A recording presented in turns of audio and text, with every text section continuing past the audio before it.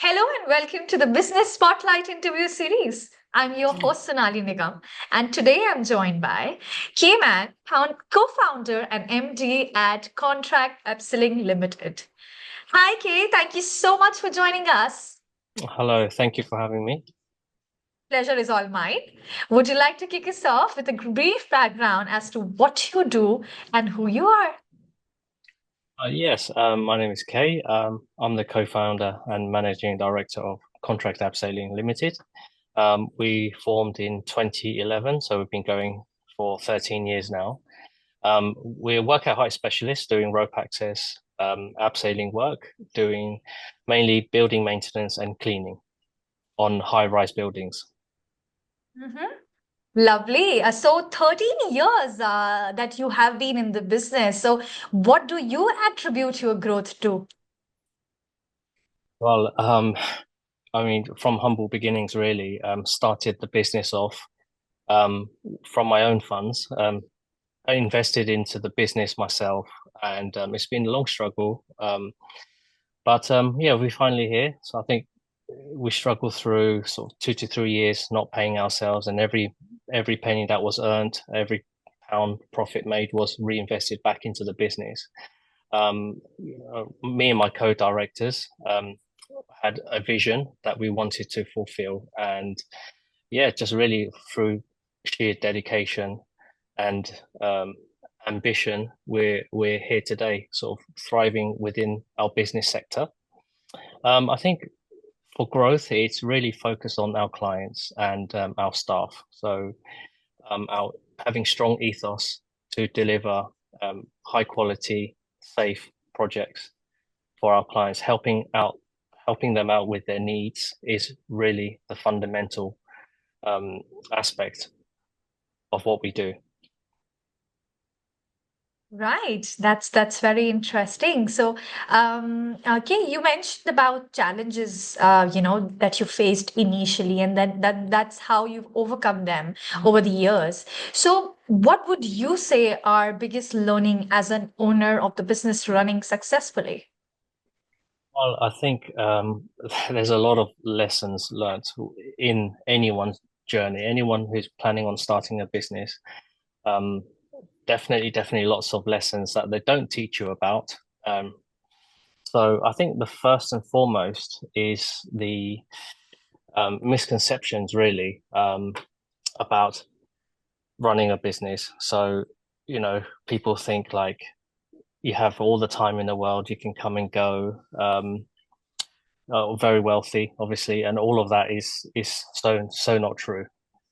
You tend to work long hours through to the weekends. The time eats into family time and personal time also. There's 9 to 5 doesn't exist, and yeah, just lots of sheer hard work and determination is really needed to make any sort of running business successful. Right. You mentioned how it comes in between your family time, and that's where my next question lies. So how do you strike that perfect balance between your personal time and the professional? I'm sure it wouldn't be an easy thing to do, but then I'm sure there must be something that you're doing right.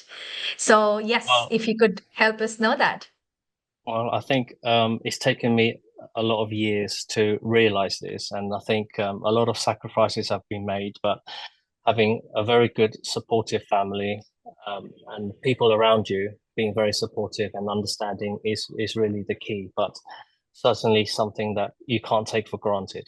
Um, I've seen a lot of horror stories where things have been broken down because you've put the business first, and for something that may not even work, but because it's your belief, it's your whole core being in making a business successful.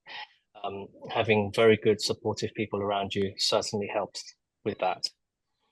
Um, Other things such as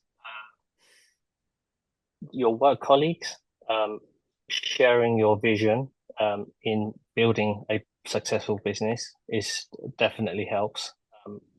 Constant communication, the support from your co-directors is definitely one to really not take for granted. And yeah, just everyone working in the right direction so that when you do take time off, people will step in and help cover, just as I would step in and cover anyone else's on annual leave or any issues that they're experiencing in their life. You just work as a team really, and it's easier said than done. But I think with the right people, with the right mindset, that we can overcome these issues. Because before, where it started to break down is where I thought that I had to do everything myself, that I wouldn't Mhm. ask for help, and I would bottle it up and try and solve the problems um, myself. And you just slowly realize that you just can't do it yourself. And people, if they know what you're going through, they will be very, very mindful to help share that burden with you. Hmm.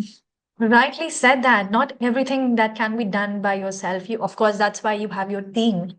So you've mentioned one challenge. Can I quick, and because we want this interview to be full of learning, what other challenges have you faced and you're also currently facing, and how do you address them?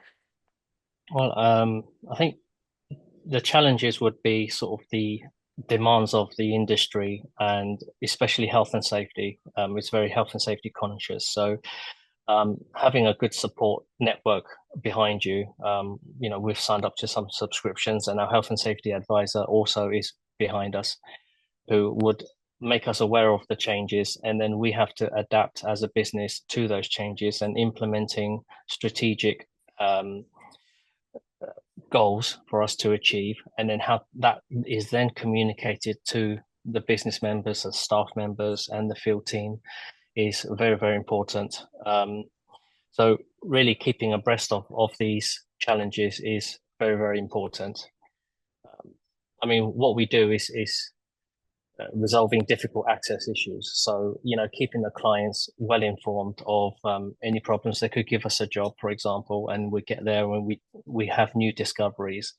At that very moment, we would then sort of have an immediate consultation with the client and tell them what we've seen and what we've found and what we would propose to have it fixed. Now, that might be very, very obvious, but if you don't have the right team members who are not trained in resolving issues, if you don't have the materials on board, that could be a challenge. So really, it's a whole formula of services that you have to offer to be reactive to that. And having the people is first and foremost the most important um, thing to start off with, who's experienced enough to resolve that problem and to communicate that to the clients. And then the operation side is having everything on board that can have that resolved.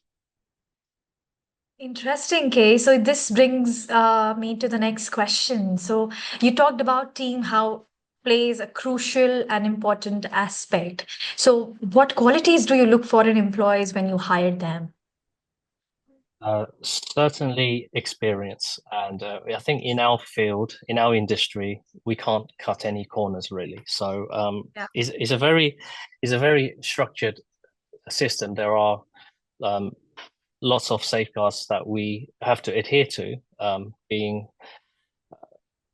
being governed by the IRATA accreditation as such, which we're going for.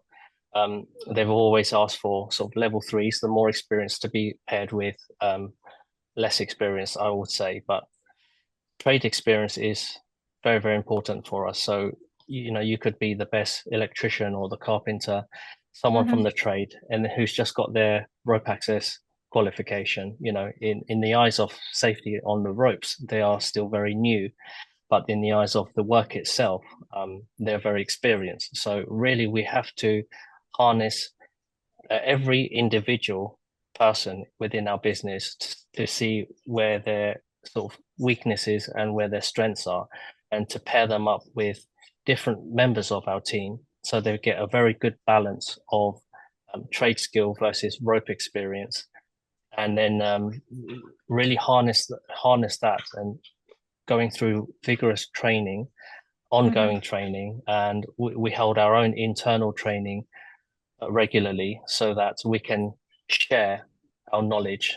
If we've learned a new maneuver, we want to be able to show the individuals where, what new devices or what new techniques have come out, and we just try to use our own practice in that. That's just, one of the strategies that you have used and which is helping you, to grow and to find better candidates. And I'm sure our audience have learned and picked so many things that you've talked about in terms of employees, in terms of challenges or the experience. So, is there any closing remark before we wrap up or a golden nugget that you would like to share with the audience? I think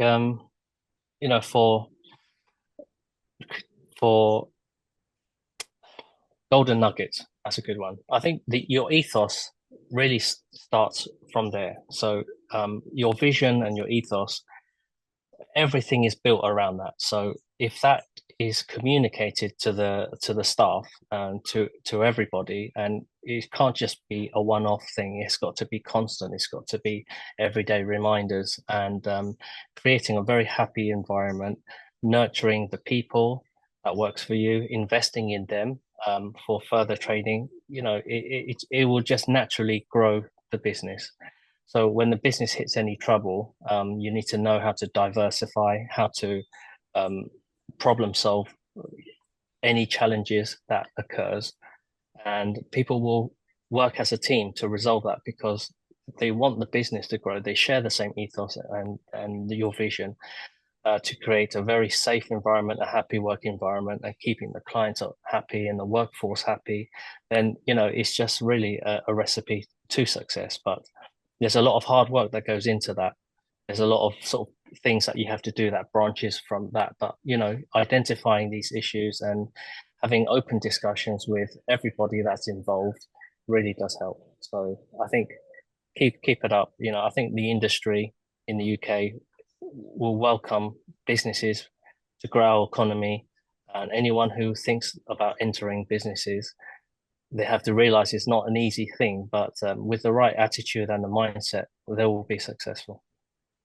Wow, that's so inspirational, and I'm sure our audience have enjoyed listening to you. So it was great meeting you and learning more about your journey, Kay. And to everyone watching, I look forward to see you in my next episode. Thank you so much for your time, Kay. Thank you very much. Thank you for having me. Thank you.